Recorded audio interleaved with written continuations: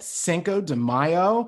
We are so happy to be with you again on episode 3 of And the Beat Goes On. I've been really looking forward to this episode. Our special guest today is Phillip Stopford. So before we get started, we're going to introduce everyone in our crew today. Why don't we start off with Nation? Hello, everyone. Y'all probably already know who I am if y'all watched the first episode. Name's Nashawn Cologne. I go to John Dickinson High School, and I'm glad to be back. Awesome. Thanks. And how long have you been in the choir school, Nation? I've been in the choir school for 10 years. Awesome. And we also have with us one of our alums. Hi, everybody. My name is Tim Hurt. I just graduated from the choir school last year after 7 years, I believe, of being in the choir school. I just finished my freshman year of college at Rowan University, where I am a music education student, vocal, and I'm glad to be here. Awesome. And then we also have some folks from the choir school's staff here. And first up, Gabe, you want to go? Sure, I'm Gabe Benton, and I'm the collaborative keyboardist for the Choir School of Delaware. Awesome. And Brittany? Hi, I'm Brittany Pasco. I'm the Director of Education and Assistant Conductor at the Choir School. And awesome. And of course, we've got Mr. Stopford here. Do you want to give us a few opening words? Good afternoon. It's great to be with you. Awesome. Thank you so much for being on the show. We've got a lot of good questions for you. I'm so glad we have this awesome panel of people today. First, I want to say, Tim, it's so great that you've joined us. It's awesome to have an alumni who has sung Mr. Stopford's music on the call with us. Just a quick check-in with you. How are things going and what's it like being in college? Do you feel prepared? Give us a couple of words before we get started here. I love the independence, yes. Being a music education student, so in high school, I hated math. And I was just like, once I go to college and want to major in music, I won't ever have to deal with a hard class again. And then I got to college and I realized that, difficulty follows you everywhere you go. So right now, my struggle is theory, but I'm coming along, I'm putting extra time into it. I realized that you just have to find your weakness and work to make it a strength. So that's probably one of the biggest lessons that I learned in college. I'm still learning. Right now I'm home, so I got a long way to go, but I'm happy with where I am right now. Well, congratulations on all of your success. Amazing the work that you're doing and making it through this first year of college and the kind of crazy climate of today, through pandemic. I certainly can't imagine that. Can you tell us what pieces we sang of Mr. Stopford while you were in the choir? Yes, we did the Cable Missa while I was there. And the Luli, yes. we did that during the Christmas season. So those were the two pieces that I sang. Yes. I think Luli was definitely one of the favorite pieces that our choristers ever of all time that I can possibly imagine. Is that one of the most popular piece or the most popular piece that you've composed? Probably, yeah. It has sold in excess of 50,000 copies. That's crazy. What does that feel like to know that many people are singing your music? Well, the strange thing about that piece is I wrote it in about 3 hours. So it's probably the sort of most lucrative 3 hours of my life. But it's a wonderful text. It's something that haunted me for a while, and I really wanted to. I love the old sort of anonymous plain chant, not plain chant, sort of very basic harmony of that original from times gone by, and wanted to sort of keep some of the feel of that, but bring it into a more modern sound. Yeah, and it was just one of those things that just dropped from the sky, really, almost. I mean, it sort of was in my mind, but the actual writing process was very short. Yeah. So like when you say that it kind of just happened in 3 hours, what was that process from like the beginning of Luli to like beginning to kind of like write it down? Like what did that look like? What did that 3 hours look like? Were you at a piano? Were you like using Finale or Sibelius? Like So what no, does that process look I was like? out with friends for dinner, and it was sort of going around in my head. And I had friends over. This was when I was in Belfast in Northern Ireland. I had friends over because we were just about to make a Christmas CD, and I was about sort of 5 or 6 minutes short of a full CD, and we were going to making a Christmas CD. And so the strange thing about that piece is it dropped sort of into my head 2 days before we recorded it.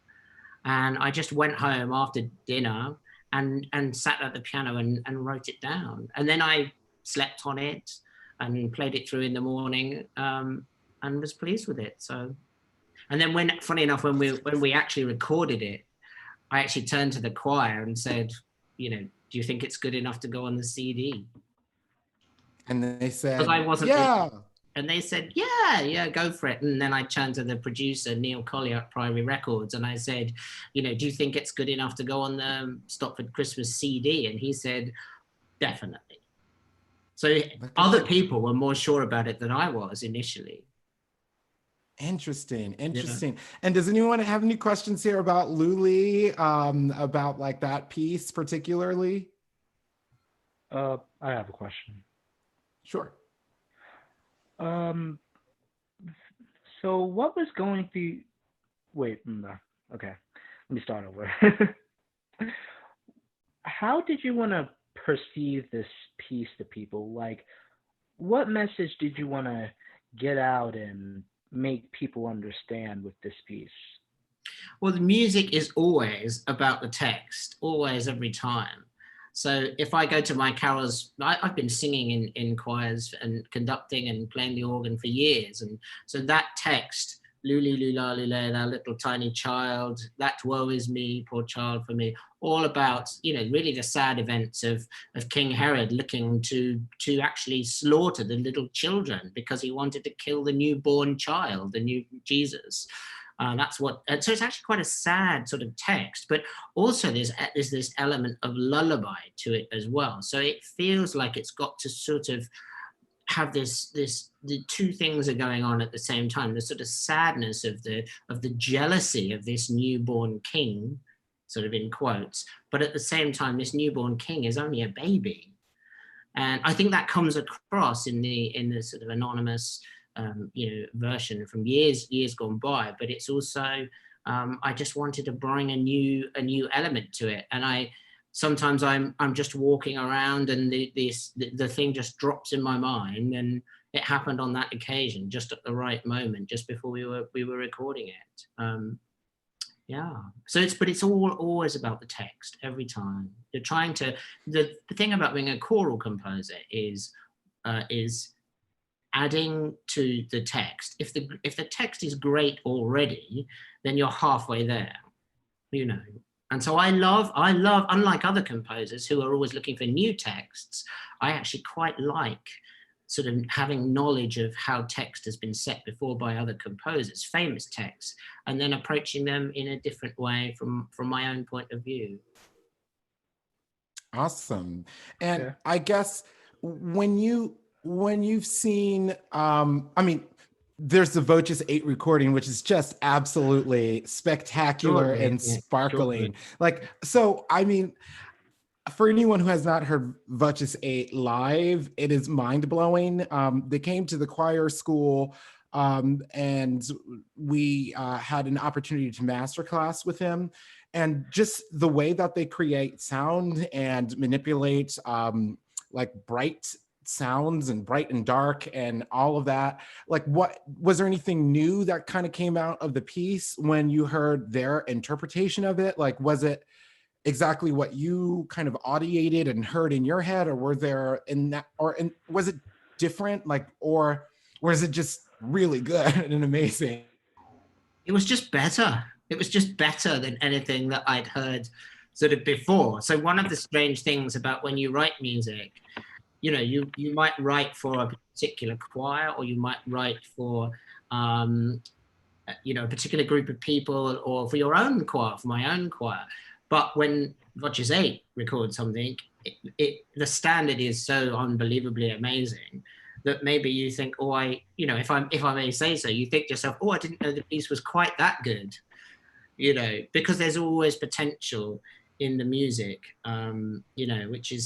which you might not have quite heard to the very, very best, I think when we write music also, we have the sound of the piece in our mind. And so the piece is there, but you have the sound of what it might be in your mind, but essentially you may not hear it at the first performance or the second or the third or the fourth. You may hear it you may hear something closer to what you imagined 5 or 10 years later. So I have a question about how important do you think that history and knowing about biblical context and things like that are for a composer? Well, if you're writing sacred choral music, I think I've grown up in the Anglican choral tradition. I was a chorister at Westminster Abbey, organ scholar at Canterbury Cathedral, and I sang a lot of music from a lot of genres and periods of music, from Tallis through to Herbert Howells. And now actually in America, I'm doing more American music, which is quite interesting.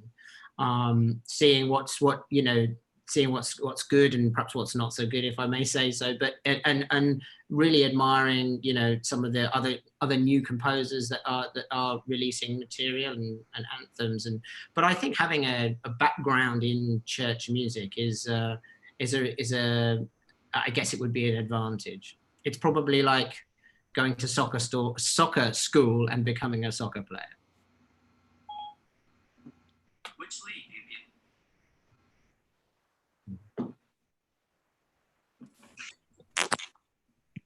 And so what would you say that some of the differences are of doing choral music in England and doing choral music over here in America? So you obviously have, I was thinking about this today, you obviously have different pronunciations for things, for various different words. I was saying to the folks here who are allowed to be at the church at the moment, I was talking about garage band, and they didn't know what I was talking about because it's garage band.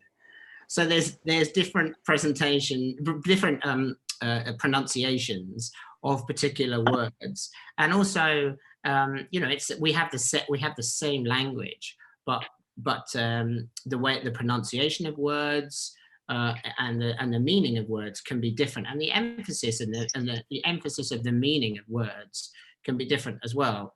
If you go to several different congregations, they may have different emphases even in just the Lord's Prayer on different words. A congregation may go towards one particular emphasis in a sentence, whereas another congregation, even in spoken, might do something different.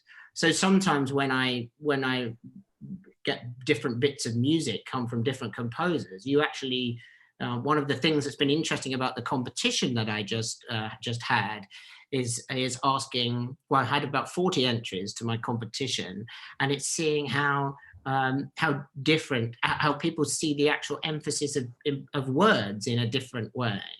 So they might put a strong word on a first beat of a measure, whereas I would put it on the second or maybe the fourth or something, because it's not so, I don't see it in the same way.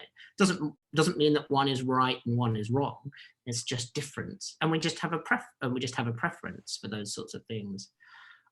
Vocally, I think actually vocally choirs are more uniform when they sing than when they speak, and even in England, you would have different pronunciations in the accent in the British accent in London is very different from the British accent in Liverpool, for example, or in Essex, or in Cornwall, or in Scotland, or in Ireland. There's very different pronunciations, but people tend to sing together a bit more unified. But sometimes we have interesting moments in choir rehearsal here. I would call it choir practice. They would call it choir rehearsal. That's another sort of thing. Choir rehearsal, where we have different sort of pronunciations of things, and I tend to try and let the choir do what they naturally want to do as a choir director, because I think it saves you a lot of bother, unless it's terribly wrong, in which I will change it. But often when I go around the country and do workshops as both a composer and a choir trainer, I do see a lot of directors almost fighting their own choir, and I just think to myself, sometimes just let your choir have their way. You don't have to correct everything. Now, one of the things that I'm really curious about, if you wouldn't mind telling us a little bit more about the competition, the composition competition that you were just referencing. I couldn't get that out. Composition competition. Can you? What was it? What's it all about? What text is being set? So I just decided at the start of this pandemic thing that people were saying, oh, I'm not going to be able to earn money, and I have loads of time on my hands because I can't go out and can't meet people and all those sorts of things. So I was thinking to myself, well, how can we bring those two things together? So I decided to have the Phillip Stopford Composition Competition 2020. There wasn't a 2019 one, and I don't know whether there'll be a 2021 one, but anyway, there is a 2020 competition. And I thought that it would be nice to give people an opportunity to win $500 of my own money and compose a piece of music. And so people did that. The text was, I launched the competition on St. Patrick's Day, March the 6th, 15th? 17th, around there, yeah. March the 17th, I should know that. And so I chose the prayer of St. Patrick, Christ be with me, Christ be near me, Christ above me, etc. Mm-hmm. And I've had cool. And I also wanted to give people a set time, because as a composer, we actually, with commissions, we have a set time. An Easter anthem can't be ready and finished on Easter Tuesday. It needs to be ready in time for the choir to rehearse it for Easter. So I thought to myself, well, I'm going to give everybody 6-7 weeks to compose something. And I shall look at the entries probably tomorrow and announce a winner maybe on Friday. And where will this announcement be if we want to I'll probably just do it on Facebook. Just do a Facebook. Awesome. And so we'll link to your Facebook page, so people, your fan page, where your legions of fans go to keep up with Stopford news. So I'll definitely be checking that out. One of the pieces that I wanted to also chat about today is your cable Missa Brevis. Yes. Can you tell us a little bit about that piece, what it's all about, when you wrote it, how it came to be? So I studied music at Keble College, Oxford, and I was organ scholar there as well. So in conjunction with doing a degree and doing harmony and counterpoint and history and orchestration and all those sorts of things as part of the degree, as organ scholar at the college, it was also our responsibility to recruit a choir and do the music for chapel every Sunday. And the chaplain came up to me and said, we have a service of corporate communion. Now, corporate communion was a service that happened every year at Keble College, where parishes that were associated with Keble College from around the area were invited to the chapel for a Eucharist service and then into the college hall for dinner. And he said it would be nice to have a really sort of upbeat, joyful setting in English. And there aren't many, that are lots of mass settings are in Latin. Lots are unaccompanied. Lots are, not the modern day text as well. Especially specifically written for choir and organ. There's lots of congregational settings, but if you think there's the Walton Missa Brevis, there's Herbert Howells wrote them. Now Herbert Howells isn't everybody's cup of tea in terms of for a sort of more popular sort of sounding piece. And so I just thought, well, you know, I'm in charge, I'm responsible for this choir at the moment, so I'm just going to write one. And this was back in 1997. Awesome. And like, so there's a Kyrie, a Gloria, a Sanctus Benedictus, and an Agnus Dei. I Yes. want to ask the choristers here, of those movements, do you have a favorite, and what is your favorite of the mass setting? I would probably have. I would probably have to say the Sanctus. That's in a lot of compositions. I think that's just always my favorite piece. I don't know why. It just brings me peace. It's one of my favorites. So yeah. And if you don't know the Sanctus, it's really, really, really a sparkling setting of the text. It's essentially 8-part. It is 8-part, and there's a little solo part that goes over the top, a little soprano kind of solo, or you can do it as a small group there. But the build and the climax of it is it's amazing. It's amazing. And it also has this great kind of D major to D minor kind of shift that happens like in the middle at the "Blessed is he who comes in the name of the Lord" section, which I think it's great. And it really is such a great choir workout. I would say don't be intimidated by it. It looks like a lot of lines of music, but it sings itself. It really does sing itself. And it is really stunning. You can actually check out a recording of the choir school. We won't play that today, but there's a recording of us singing that. I think it was November 16th or so. And you can kind of get a sense of just the voice leading of that. Nishan, do you have a favorite movement in the Capel Missa Brevis? Favorite movement? I'm gonna have to agree with Tim on that one. I think the Sanctus is just beautiful.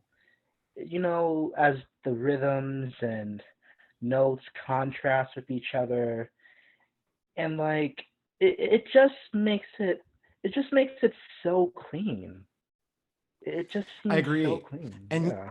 You sing like the best part. Nishan sings in the baritone section, and there's this great movement and singing Hosanna, and the baritones are just going down the scale, and it's like against another kind of like a D, a pedal point that's just going there, and it's great to see like the kind of the voices coming out from each other. I just think it's great. It's like, it's just so satisfying to sing and to hear, and sonically work. So a beautiful, beautiful, beautiful piece. Gabe, I'm wondering if you have a favorite movement. I would definitely have to say the Gloria, because that is one of the funnest organ parts out there. Good. What about it was fun? Well, I mean, it's not an easy not an easy part, but it was just a ton of fun to learn, and it's a really, really powerful movement, I think. So I really enjoyed getting to do that. And the multimeter quality of it, like I always wonder why composers, like when you're having multimeter and how it works, and like what made you decide to change meter. So talk to us a little bit about that, Philip. So, you know, when you write a piece of music, the thing that you're thinking of, well, the thing in those early days, actually, I was thinking entirely about the text in that building with my choir. Those were really the only three things that were important. And creating a new piece of music with the resources that I had and the acoustic and the building that I had. So with the soprano, with the Sanctus and Benedictus, my sopranos were quite competitive. And they were like, well, I'm the best soprano and I'm the best soprano. And I just thought, well, let's put that to the test, shall we? Who's got the best play, you know, to a certain extent, and let's put quite a lot of them in, and see what happens. And of course, the nice keyboard has a nice big acoustic, and it sort of just rolled around the building. The whole Hosanna, Hosanna, Hosanna. You know, then there's a slightly sort of hypnotic feel about it, but there's also this, yes, when it's an octave higher, which I'm not going to attempt to do. It's sort of angelic. Heaven and earth are full of thy glory. Well, what full of thy glory? What does full of thy glory sound like? There you go. It sounds like this in my mind, you know. And then with the Gloria, you have to remember that when you set a Gloria, it's not like setting da-dum, da-dum, da-dum, da-dum, da-dum, da-dum, da-dum, da-dum, da-dum. You know, the text may be uneven. So therefore, the rhythm might have to sometimes be a little bit uneven in order to accommodate the text. One of the hardest phrases in Psalm 150, I'm going to, what is it? Praise him according to his excellent greatness. It's one of the worst things to have to set to music. According to his excellent. 3 sort of, you know, it's just, sorry, eight sort of syllables that are just, you think, is it according to his excellent greatness? According to his excellent greatness? According to his excellent greatness? Is it according to his excellent greatness?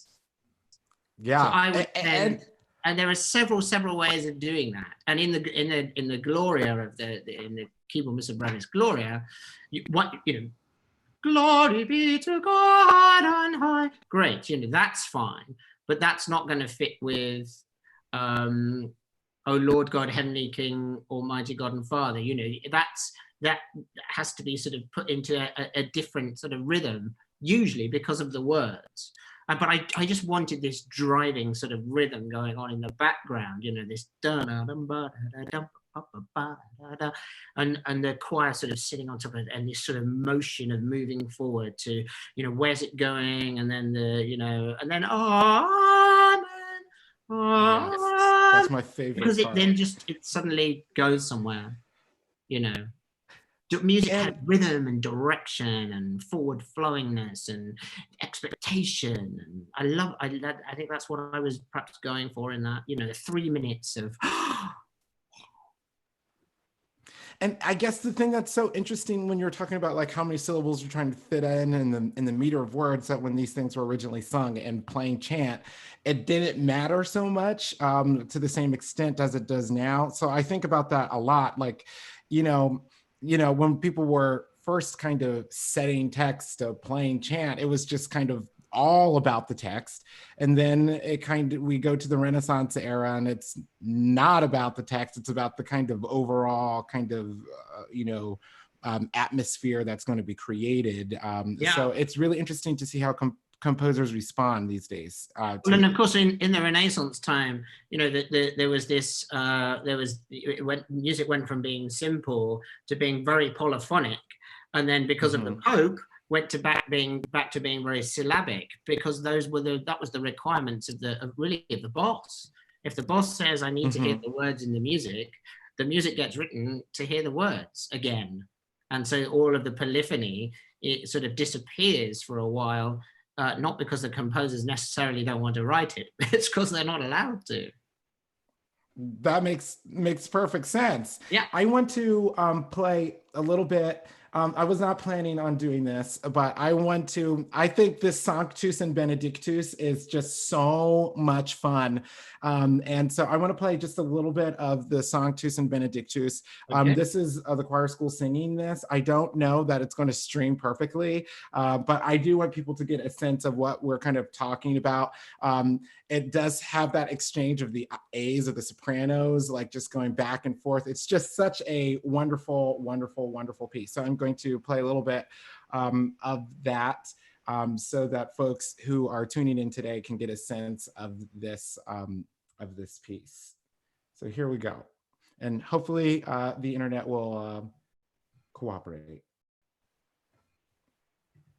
Let me try this one more time. Get this over here. Make sure you guys can hear. Great. All righty, here we go.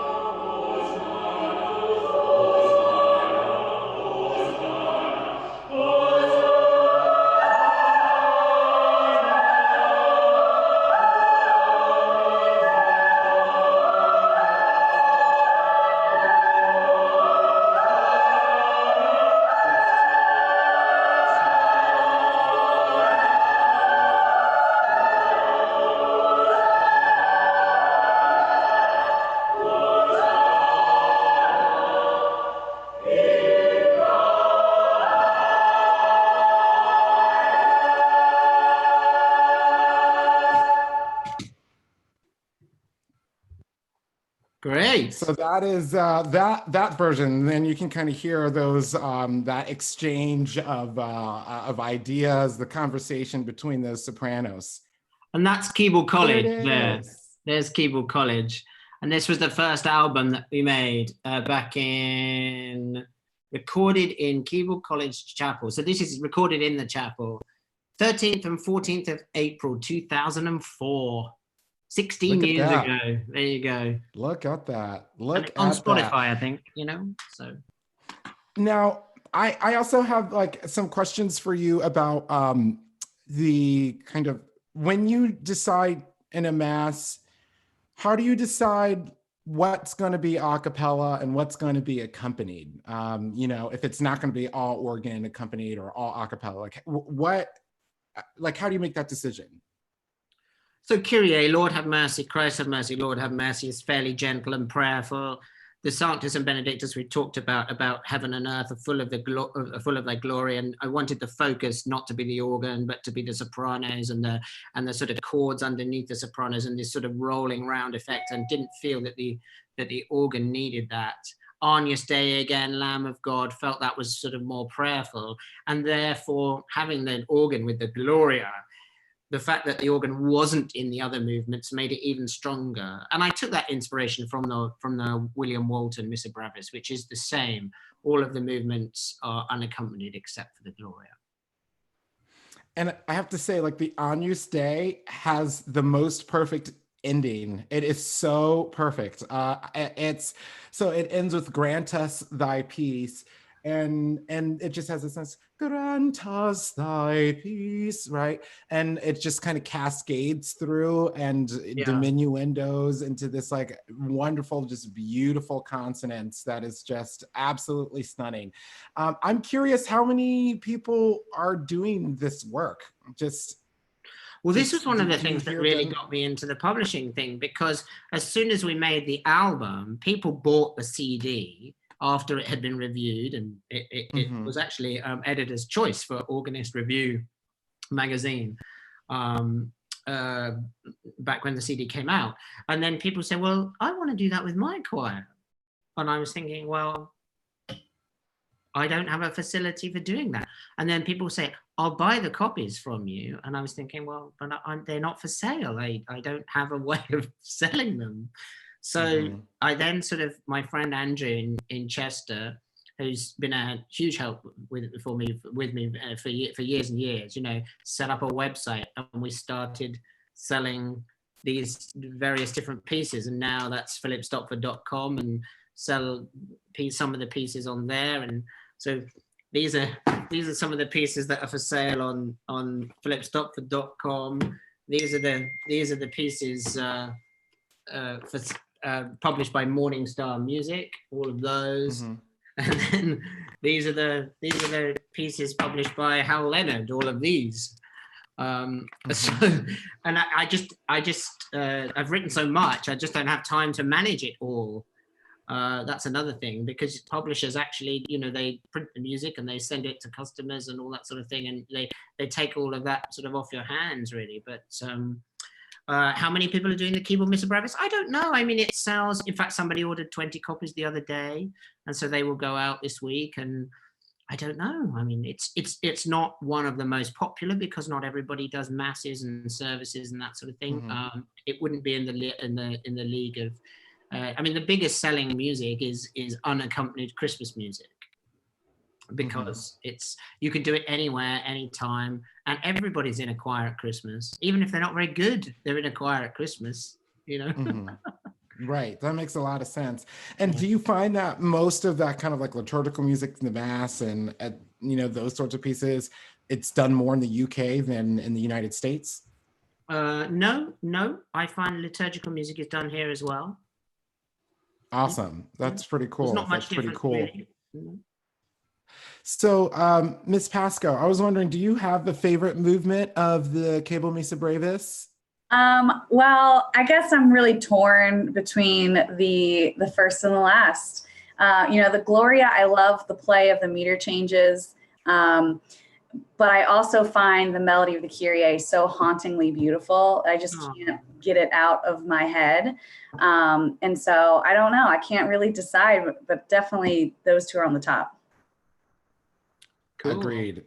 The Kyrie is really, really interesting. And that's actually, I found that to be the hardest movement to be able to pull off. It is difficult. It's just, it's like, it's the shortest one, but it's the most difficult because like, just to get it into tune and to kind of get it to where you need it to be. It's like, it takes a lot of focus to do it, but it's so cool. It has like a treble and alto solo that kind of start, and it's a palindrome.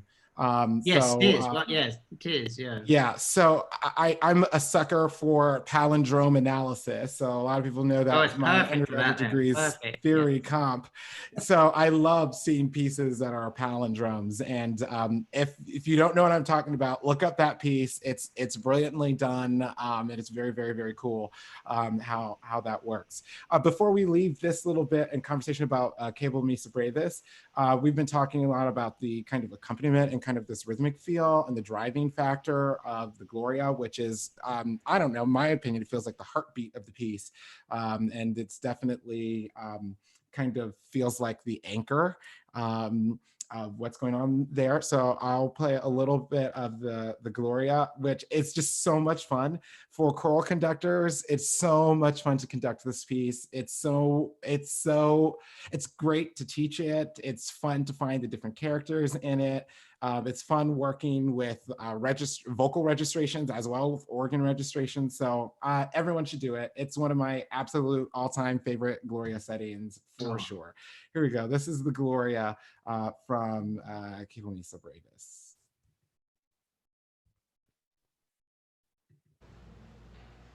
Yeah.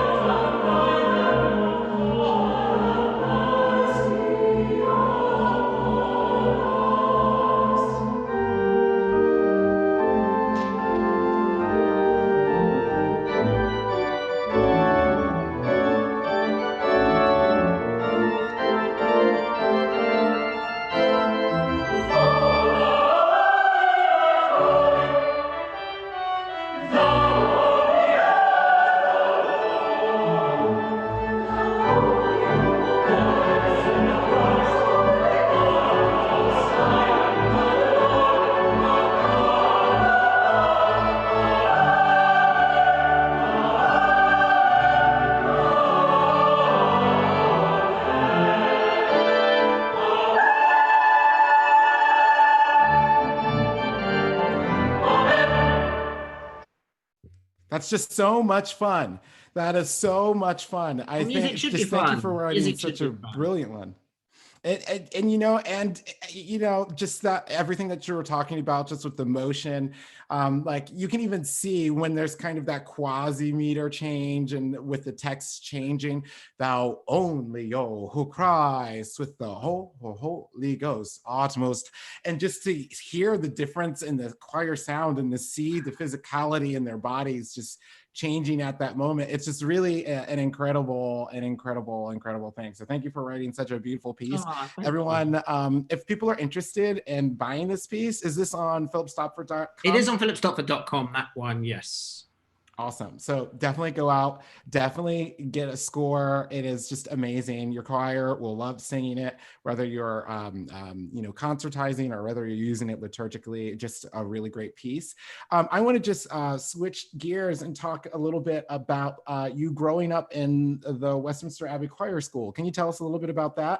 Yeah, so I went to Westminster Abbey in 1986, and I was there for 4 years till 1990. And first of all, I went for an audition, and I was accepted to be a chorister. And for the first year or so, you're what's called a probationer. So you're a trainee chorister, really. You don't actually sing the services every day. And then you're learning about theory and singing and reading music and all those sorts of things, which are all so important. I'm really glad to hear you're studying more theory and getting comfortable with theory. That's a good thing to do. And and then for the remaining time, I sang the services, choral evensong every day, 3 services on a Sunday, and then the big special services. And we would have the Queen walk between the choir stalls, Princess Diana walk between the choir stalls, Prince Charles, the Archbishop of Canterbury. And we just carry, and mostly I Was Glad. They seemed to all walk down the aisle all the time to parry I Was Glad. So we sort of, and we were told actually not to look, don't look at the Queen. What? Don't look at the Queen? How can I not look at the Queen? The Queen is there. No, you focus on singing the right notes and watching the conductor, and always professional, I just wonder, like, what was a normal day like at school and life? What was this schedule like? So we got up at around 7, and then we went to choir, had breakfast, had half an hour music practice. Then we went to choir rehearsal till about 9 o'clock, and then a fairly sort of normal school day with another built-in half an hour instrumental practice session at lunchtime. And then when school finished, over for choir rehearsal, into the service, evensong, back for tea or dinner, as you would call it. And then sort of homework time, and then bed. That was it, bedtime. So it was a pretty structured. Cool. We didn't have really any free time as such. We sort of just were the choir, and everything was focused around Westminster Abbey Choir. So Nishan and Tim, do you guys have any questions about what it was like to be in a choir school in the UK? A little bit different than what we have here in the United States, by and large, and certainly different than our program. Nishan? All right. Were there any pieces that really stuck out to you, that you really connected with? Yeah, I think as a youngster, so as I was aged between 8 and 13. We always liked the loud things, the fast things, the sort of exciting music, and I don't think we really appreciated the sort of beauty of, say, the Agnus Dei from the Bird 4-part Mass. We were just like, oh, this is boring. I think that you grow into an appreciation of complicated polyphony, but we always liked we loved the Parry I Was Glad. We loved the Zadok the Priests and all those sorts of things, those pieces. And I think, and also the strange, we did a piece, a Magnificat by Giles Swain. I don't know whether I love that Magnificat. And it goes, Magnificat, Magnificat, Magnificat, Domino, Magnificat. It's just weird. That was a terrible demonstration. Is there a nunc dimittis that no, I goes don't with think that? there Just is. curious. No, we always paired it with the Holst nunc dimittis Mhm. or a Charles Wood nunc dimittis as well. Yeah. But so we like the strange and the quirky as well, I think, and the loud and the fun and yeah, and Mozart. Everyone liked Mozart. Mozart, Missa Brevis, lovely. Sometimes with little string Nice. orchestra as well. Yeah.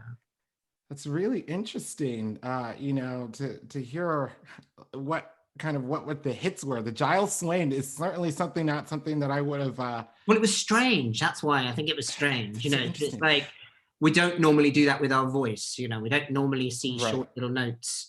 You know, so what's this all about? You know. Now, I Okay. think I heard at some point that perhaps that piece emulated like some like kind of had some kind of African persuasions in the Yes, there's that. Yeah. like Yeah. in those kind of like parts like that. So just really interesting, fascinating that was such a hit because it's very Yeah. off the beaten path. Tim, do you have any questions about like the choir school experience? What might be similar or different, you know, between the UK and the United States? Yeah, well, yes. One of the questions that popped in my head, I'm interested to know what lessons and values you learned there that have followed you in your musical career, like all the way up to today. Oh, it was run with military precision, the choir school, to be honest. It was everything happened at the same time on the same day. But I think because there were 36 boys in the whole school, just 36 boys, and we all lived in London. So every day we lived in the centre of London, right by Big Ben. So the chimes of Big Ben by the Houses of Parliament and everything. And that almost sums up what the chorister experience was. It ran like clockwork, and it had to in order to maintain its world sort of famous standard and status, really. So I was away from my family at the age of 8 or 9, so I am quite an independent person. I'm quite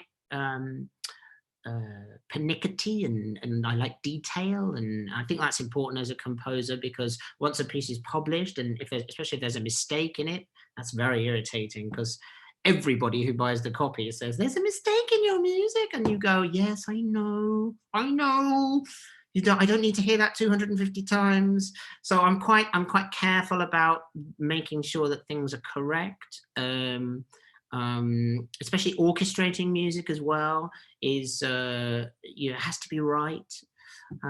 So I think I'm quite independent and quite I work hard when I need to work hard, but I do like not working as well.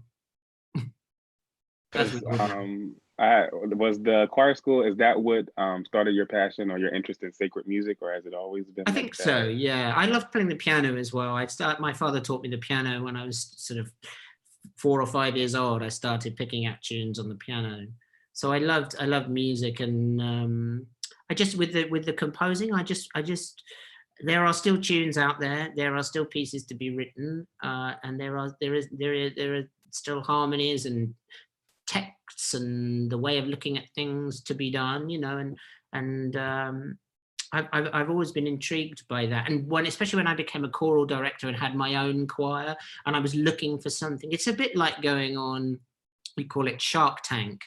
I think if we walked into Shark Tank with some compositions, they'd look at us as if we were crazy, but they'd like the sales figures. If I walked into Shark Tank with Lulu Lula Lule and said, hey, I've got an anthem, I reckon I can sell 50,000 of these, they would look at me and go, no, you can't. But you can. But it's you're finding opportunities for people. One of the things about being a composer is actually giving choirs joy, giving choirs things to think about, giving choirs music that is going to move them, not only them when they learn it and perform it, but also the people, congregations and audiences that hear it. I wanted to be part of that. I have a question. What was it like singing in an intergenerational choir? Like, do you feel like it was beneficial, like to have such an age, like, singing with adults, or like what? Well, every like? choir is intergenerational, isn't it, really? I guess, and I guess not so much school choirs, but even in school choirs, there are different year groups that might be in one choir. So I guess every choir has an element of, but it's the coming together, isn't it? That's so great. You don't have intergenerational sports teams. That would be strange. Yeah. That would be. You know, our 70-year-old quarterback. Yeah, it would be entertaining to say the least. But you would have somebody who's 7 and somebody who's 70 in the same choir, and I love that as well. You know. Right. And I think that's one of the things that's really cool about like kind of like the choir school idea and the choir school model. You get to kind of, you know, yeah, you're right. In school choirs, you're much more limited to folks who are around your age, or like the children's choir model, you know, that sort of thing. You're kind of limited there. And so you don't really see as many kids and adults singing next to each other, certainly in the United States, not to the same extent as in the UK. But also, if a child sings, a boy particularly is singing treble, and I notice you call them trebles, not surprised. Yes. Couldn't agree more. Yeah. Yeah. Trebles, yeah, good. You know, the boys going to trebles, eventually they're going to go to tenor and bass, you know, and they actually get to see that before they get there because there are tenors and basses already in the choir. I think the slight danger with children's choirs, and that if children don't sing with adults, they don't realize that there are a whole new selection of lower notes. I love, you know, I love all notes. I don't have a favorite. High ones, low ones, sharp ones, flat ones. I treat them all the same. And, you know, I think that's a really good point about the intergenerational singing. And both him and Nahshon have gone like the whole gamut of singing like, oh, I'm a treble and now I'm, you know, a bass. So I've moved through. I mean, Tim, you even did a stint in alto land, a stint in tenor land. Yes, I think I did 1 year. I think I did 1 year in alto, 1 or 2. I did like 2 days in tenor. I was like, I'm a bass. 2 days. Yeah, that's enough for me. I'm done. 2 days is enough. Yeah, and Nahshon, same with you. I don't remember you being in alto land, Nahshon, but I feel like it was like treble land, and then the next day was like bass lands, like something to that extent. So I do think that is like definitely a benefit. As we get ready and wrap up here and before our quarantine quiz, I'm just curious if you can tell us some of your favorite organ repertoire. We talked a lot about choral music today, but I'm also curious, like, what do you love to play? What's kind of on the music stand? Like, what kind of speaks to you? Well, I don't actually play the organ very much now, unfortunately, because I don't have time to do everything. And so I really sort of stopped playing the organ sort of more on a full-time basis back in 2003, because I became a director of music in 2003 and had assistants to play the organ. But I loved preparing for my finals recital. And I remember that, and I love the Toccata in F, Bach, jazz Bach. You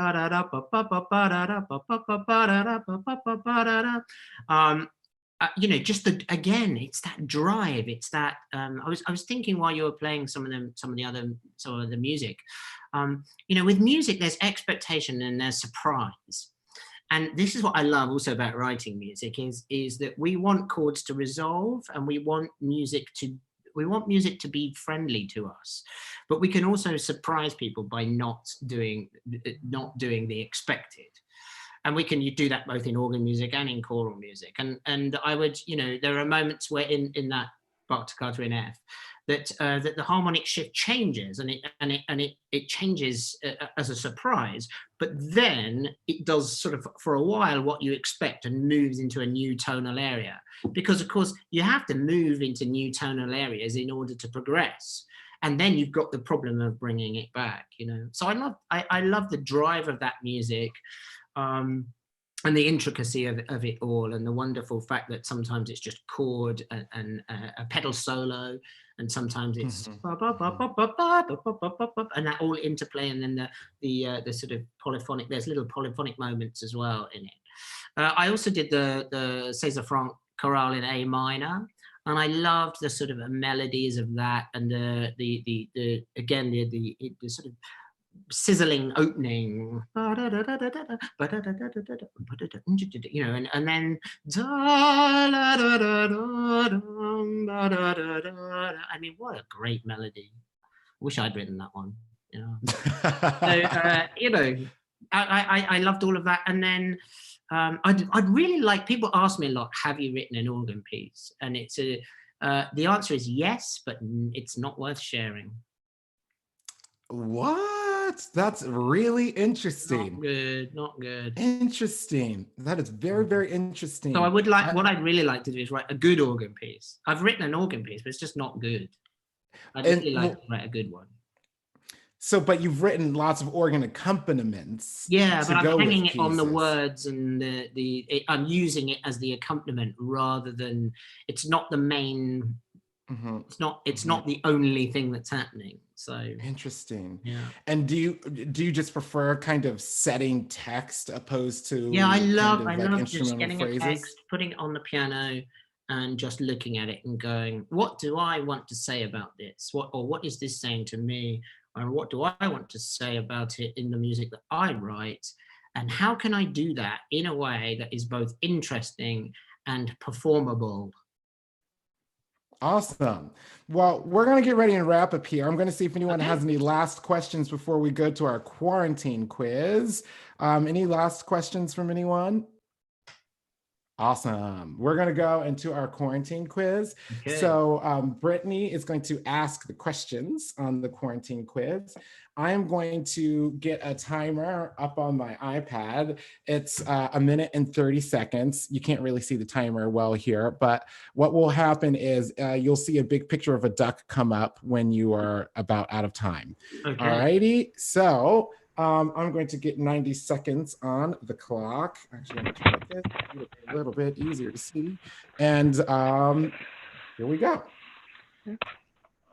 Nose goes if you have slept past noon, forgot to brush your teeth, worked from your bed, made a TikTok video, bought snacks for the week and ran out in a day or two, shopped online for something you didn't need, binge watched a show in 48 hours or less, spoken to a friend you haven't caught up with in a while, logged on to Zoom with business attire on the top and pajamas on the bottom, morphed into a nocturnal being, lost track of the days of the week, joined a virtual party, worn pajamas for 24 hours or more, attempted a virtual choir video and failed, have to beg someone to stay home, pretended to be frozen or muted on Zoom because became that person at Costco, purchased more than 10 rolls of toilet paper at a time, gave into Tiger King, skipped a shower, coughed and wondered, taken a face mask selfie, baked bread, dyed your hair, did a puzzle, used Zoom. Perfect. And we're out of time. You got through all the questions today. Wonderful. Well, this has been so much fun. We could definitely make this 3 hours long. It was so great to chat and all of that. Look. Here's Dylan. Oh, what breed is that? He's like a fox terrier wire mix schnauzer. He's like a mix of all sorts of things. I just thought you might like to say hello. Hello, yes. This is Dylan. Yes, that is awesome. I'm wanting to get a dog during quarantine, but not a good idea. I'm so glad that you and Dylan were able to join us. For folks who are going to tune in with us on Thursday, we'll be back at our standard noon time. And we've got Dr. Tim Brent, who's a composer, and he is going to be talking to us about his compositional work. He also does a lot of vocal jazz. So very different kind of idiom than we've had on the show before. And he also is the composer of We Are the Music Makers, which is the piece that the choir school presented at ACDA at the Rochester conference, and our set was built around that piece. So some folks have been asking about how that came to be, the commission, how we kind of worked all of this out, and just really love the piece. So we'll be talking about that on Thursday at noon. Again, I want to thank everyone. Thank you, Tim. Thank you, Nashawn. Thank you, Ms. Pasco. Thank you, Mr. Benton. And most of all, thank you, Phillip, for joining us. This was such Thanks for having me. conversation. Thanks for having me. Oh, we hope to do it again for sure. Stay safe and stay home. And everyone, we'll see you soon. Take care. Bye. Bye.